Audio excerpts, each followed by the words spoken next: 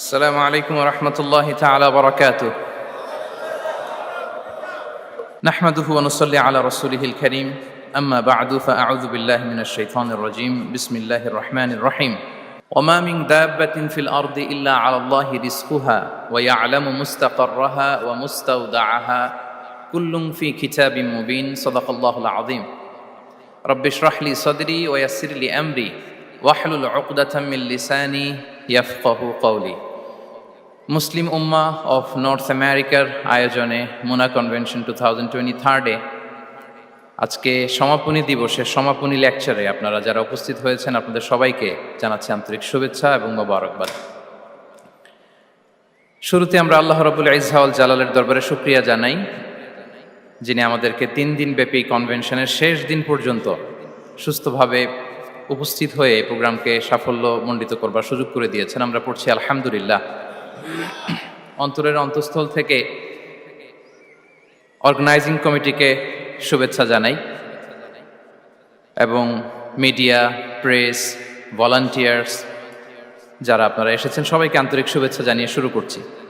যেই টপিকটি নিয়ে আজকের এই মুনা কনভেনশন 23 লাস্ট সেশনে আমি আলোকপাত করতে চাই সেটি হচ্ছে the concept of risk in Islam. Risk নিয়ে আমাদের অনেকের কিছু মিসকনসেপশন আছে।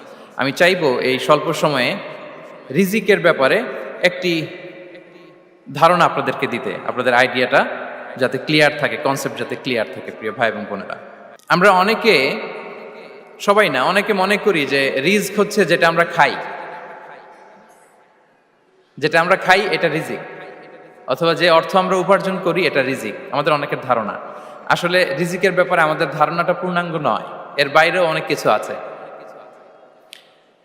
রিস্কের বাংলা হচ্ছে জীবন উপকরণ, ইংরেজিতে বলে সাস্টেনেন্স বা প্রভিশন। অর্থাৎ জীবন পরিচালনায় একটা মানুষের যা যা লাগে তার সবই রিস্ক।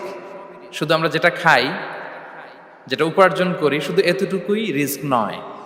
এটা অনেক ওয়াইডার সেন্সে আমাদেরকে চিন্তা করতে হবে। আমরা আমাদের পুরো জীবন জুড়ে যা পাই, যা খাই, যা অর্জন করি, যেটা লাভে ধন্য হই, সবটাই রিস্ক। আমরা অনেকে যে বুঝি যেটা আমরা খাই, যেটা উপার্জন করি এটা রিস্ক, এটা যে একেবারেই রিস্ক নয় সেটা নয়, তবে এটা আংশিক সত্য, এটাও রিস্ক।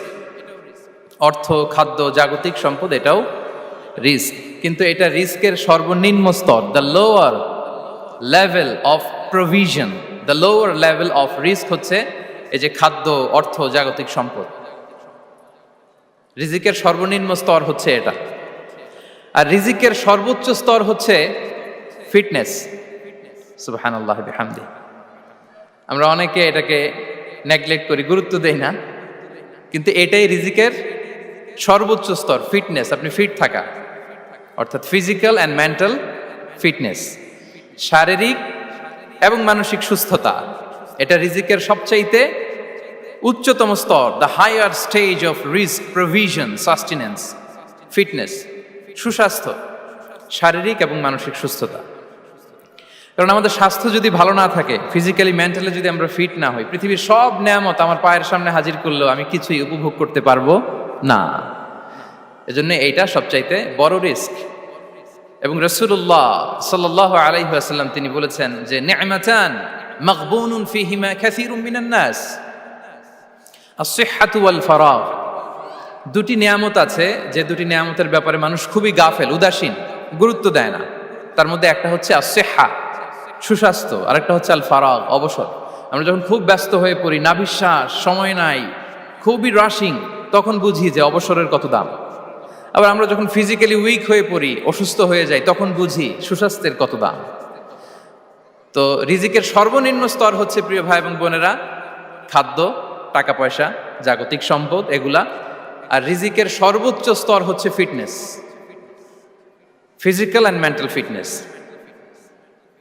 আর রিজিকের সর্বোত্তম স্তর হচ্ছে পুণ্যবান জীবন সঙ্গী এবং নেককার সন্তান, ফায়াস ওয়াইফ অ্যান্ড চিলড্রেন। সুবহানাল্লাহ বিহামদি। একটু খেয়াল করে দেখেন যে আমার লাইফ পার্টনার, আমার জীবন সঙ্গিনী, সে যদি আল্লাহওয়ালা হয়, সে যদি ভালো হয়, আর আমার সন্তানটা যদি আল্লাহওয়ালা হয়, আমার ঘরটাই তো জান্নাত, ঠিক কি না? তো এটা হচ্ছে রিজিকের সর্বোত্তম স্তর। জীবন সঙ্গিনী সে যদি নেককার হয়, আল্লাহওয়ালা হয়, মুতিয়া কানিতা সে যদি হয়, আর আমার সন্তান, আমার চিলড্রেন, সেও যদি ফায়াস হয়, তাহলে আমার ঘরটাই হচ্ছে paradise, a piece of paradise in this দুনিয়া। সুবহানাল্লাহ। আমরা আম্মাজান খাদিজাতুল কুবরা আত-তাহেরা রাদিয়াল্লাহু তাআলা আনহা, ওনার কথা জানি যে বিষ্ণু ঈসা ইসলামের স্ত্রী আমাদের আম্মাজান রাসূলুল্লাহ সাল্লাল্লাহু আলাইহি ওয়াসাল্লামকে বড্ড ভালোবাসতেন, আগলে রাখতেন, সব সময় মেন্টালি সাপোর্ট দিতেন, ফিনান্সিয়ালিও সাপোর্ট দিতেন। বিষ্ণু আসসালামু আলাইকুম ওয়া রাহমাতুল্লাহি তাআলা ওয়া বারাকাতুহু। নাহমাদুহু ওয়া নুসাল্লি আলা রাসূলিহিল কারীম, আম্মা বা'দু ফাআউযু বিল্লাহি মিনাশ শাইতানির রাজীম। বিসমিল্লাহির রহমানির রহিম। ওমা মিন দাব্বাতিন ফিল আরদি ইল্লা আলাল্লাহি রিজকুহা ওয়া ইয়া'লামু মুস্তাকাররাহা ওয়া মুস্তাওদাআহা কুল্লুন ফি কিতাবিম মুবিন। সাদাকাল্লাহুল আযীম। রব্বি ইশরাহ লি সাদরি ওয়া ইয়াসসির লি আমরি ওয়াহলুল উকদাতাম মিন লিসানি ইয়াফকাহু কওলি। মুসলিম উম্মাহ অফ নর্থ আমেরিকার আয়োজনে মুনা কনভেনশন 2023 আজকে সমাপনী দিবসের সমাপনী লেকচারে আপনারা যারা উপস্থিত হয়েছেন, আপনাদের সবাইকে জানাচ্ছি আন্তরিক শুভেচ্ছা এবং মোবারকবাদ।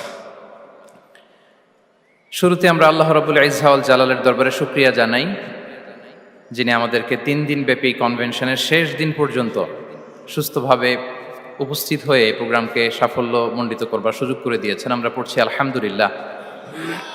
অন্তরের অন্তঃস্থল থেকে অর্গানাইজিং কমিটিকে শুভেচ্ছা জানাই এবং মিডিয়া, প্রেস, ভলান্টিয়ার্স যারা আপনারা এসেছেন, সবাইকে আন্তরিক শুভেচ্ছা জানিয়ে শুরু করছি। যেই টপিকটি নিয়ে আজকের এই মুনা কনভেনশন 23 লাস্ট সেশনে আমি আলোকপাত করতে চাই, সেটি হচ্ছে the concept of risk in Islam. Risk নিয়ে আমাদের অনেকের কিছু মিসকনসেপশন আছে। আমি চাইবো এই স্বল্প সময়ে রিজিকের ব্যাপারে একটি ধারণা আপনাদেরকে দিতে, আপনাদের আইডিয়াটা যাতে ক্লিয়ার থাকে, কনসেপ্ট যাতে ক্লিয়ার থাকে। প্রিয় ভাই এবং বোনেরা, আমরা অনেকে, সবাই না, অনেকে মনে করি যে রিস্ক হচ্ছে যেটা আমরা খাই, যেটা আমরা খাই এটা রিজিক, অথবা যে অর্থ আমরা উপার্জন করি এটা রিজিক। আমাদের অনেকের ধারণা।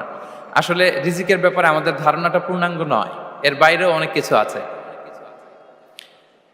রিস্কের বাংলা হচ্ছে জীবন উপকরণ, ইংরেজিতে বলে সাস্টেনেন্স বা প্রভিশন। অর্থাৎ জীবন পরিচালনায় একটা মানুষের যা যা লাগে তার সবই রিস্ক। শুধু আমরা যেটা খাই, যেটা উপার্জন করি, শুধু এতটুকুই রিস্ক নয়। এটা অনেক ওয়াইডার সেন্সে আমাদেরকে চিন্তা করতে হবে। আমরা আমাদের পুরো জীবন জুড়ে যা পাই, যা খাই, যা অর্জন করি, যেটা লাভে ধন্য হই, সবটাই রিস্ক।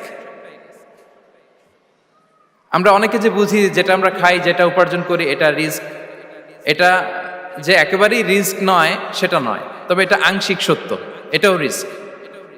অর্থ, খাদ্য, জাগতিক সম্পদ, এটাও রিস্ক। কিন্তু এটা রিস্কের সর্বনিম্ন স্তর, the lower level of provision, the lower level of risk হচ্ছে এই যে খাদ্য, অর্থ, জাগতিক সম্পদ।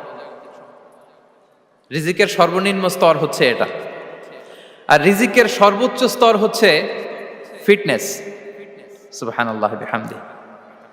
আমরা অনেকে এটাকে নেগলেক্ট করি, গুরুত্ব দেই না, কিন্তু এটাই রিজিকের সর্বোচ্চ স্তর, ফিটনেস। আপনি ফিট থাকা, অর্থাৎ ফিজিক্যাল অ্যান্ড মেন্টাল ফিটনেস, শারীরিক এবং মানসিক সুস্থতা, এটা রিজিকের সবচাইতে উচ্চতম স্তর, দ্য হায়ার স্টেজ অফ রিস্ক, প্রভিশন, সাস্টেনেন্স, ফিটনেস, সুস্বাস্থ্য, শারীরিক এবং মানসিক সুস্থতা।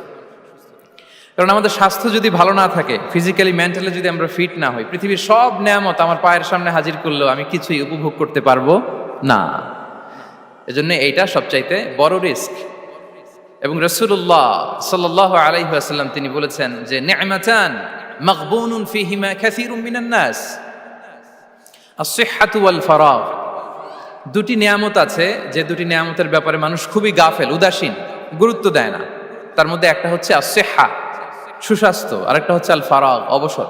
আমরা যখন খুব ব্যস্ত হয়ে পড়ি, নাভিশ্বাস, সময় নাই, খুবই রাশিং, তখন বুঝি যে অবসরের কত দাম। আবার আমরা যখন ফিজিক্যালি উইক হয়ে পড়ি, অসুস্থ হয়ে যাই, তখন বুঝি সুস্বাস্থ্যের কত দাম। তো রিজিকের সর্বনিম্ন স্তর হচ্ছে, প্রিয় ভাই এবং বোনেরা, খাদ্য, টাকা পয়সা, জাগতিক সম্পদ এগুলা। আর রিজিকের সর্বোচ্চ স্তর হচ্ছে fitness, physical and mental fitness.